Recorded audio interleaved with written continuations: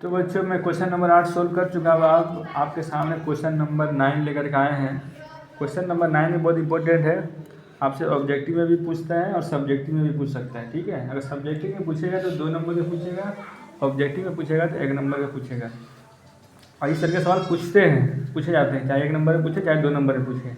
ठीक है, इस पर आपको ज़्यादा फोकस करना है। बिंदुओं 2, -2 और -2, 2 को मिलाने वाले रेखाखंड के मध्य बिंदु का निर्देशांक ज्ञात। यहाँ भी सवाल में रहे मध्य बिंदु का निर्देशांक ज्ञात करें। ठीक है, ये आपका एक पॉइंट है, तो इसका एक फॉर्मूला होता है। क्या फॉर्मूला होता है?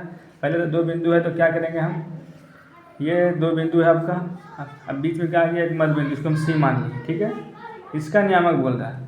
तो ए का मान तो दिया हुआ 2, -2, यहाँ दिया हुआ 2, 2। ठीक है, मध्य बिंदु नियामक मतलब क्या है, सी का नियामक।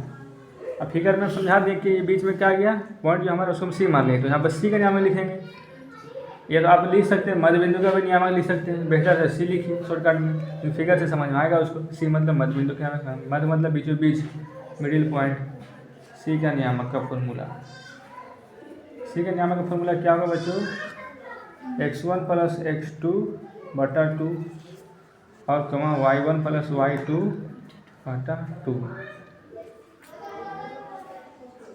तो बच्चों x1 का मान क्या हो जाएगा आपका 2, x2 का मान क्या हो जाएगा आपका -2 और y1 का मान क्या हो जाएगा बच्चों -2 और y2 का मान क्या हो जाएगा बच्चों 2।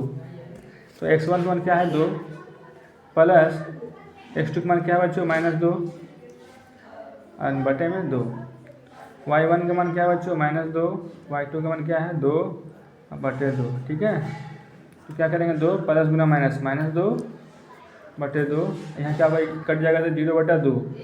ठीक है, ये भी कट गया तो क्या होगा 0/2, 0/2 हो गया यहाँ भी, और यहाँ भी क्या है 0/2, भागा देंगे तो क्या हो जाएगा बच्चों 0, 0। तो यही आ गया हमारा मध्य बिंदु का नियामक। आप लिखेंगे यहाँ पर आता मध्य बिंदु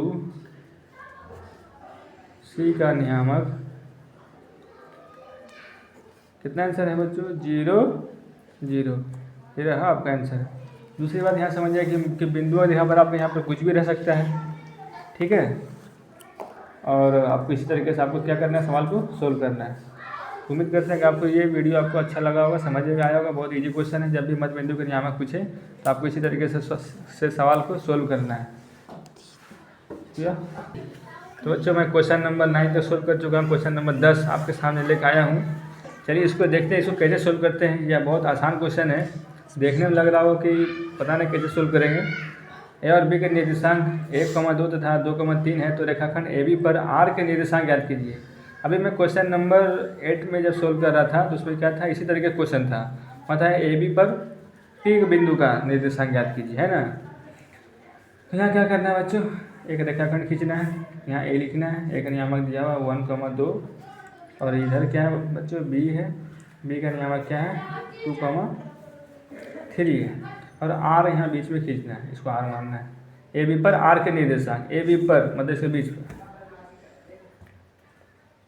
ठीक है, जबकि बच्चों एक चीज़ छूट गया है यहाँ पर लिखने के लिए कि जबकि ए आर अनुपात आर बी बराबर 4:3 दिया हुआ है।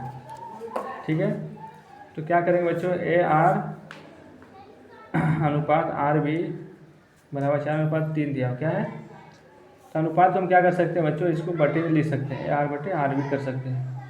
ठीक है, तो इसको भी क्या करेंगे बटे में कर देंगे। अब ए आर का मान कितना हो गया, ए आर का मान देखिए 4 हो गया, आर बी मतलब आर बी का मान कितना हो गया 3 हो गया। अब क्या करना है, आर का निर्देशांक, आर का नियामक। पहले क्या करना है बच्चों, इधर x1 का मान लिख देना है 1, x2 का मान लिखना है 2, उसके बाद बच्चों y1 का मान लिखना है 2, y2 का मान लिखना है 3, है ना। तो आर के नियामक का फॉर्मूला क्या होगा बच्चों बताइए, mx2 + nx1 बटा m + n, my2 + ny1 बटा m + n। m के मान क्या है बच्चों दिया हुआ 4 और x2 का मान क्या है बच्चों 2 प्लस n का मान क्या है बच्चों, अच्छा m का मान क्या है 4 और n का मान क्या है बच्चों 3। तो m का मान है 4 और x2 का मान है 2 हो गया, प्लस n का मान क्या है बच्चों 3 और x1 का मान क्या हुआ, m प्लस n का मान क्या है 4 को प्लस 3। इसी तरीके से यहाँ भी देखना बच्चों m का मान क्या है 4, y2 का मान 3 प्लस n का मान क्या दिया हुआ 3 और y1 का मान दिया हुआ बच्चों 2। तो m प्लस n का मान यहाँ भी क्या हो जाएगा 4 प्लस 3।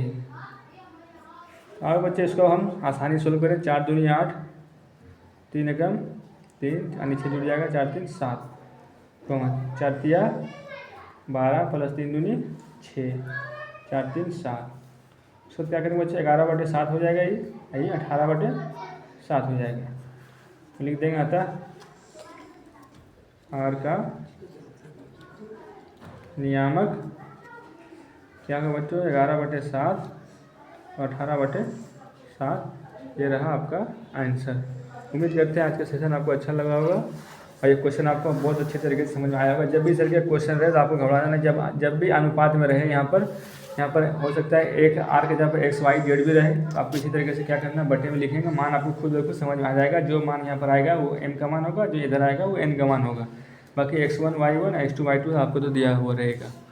ठीक है, शुक्रिया।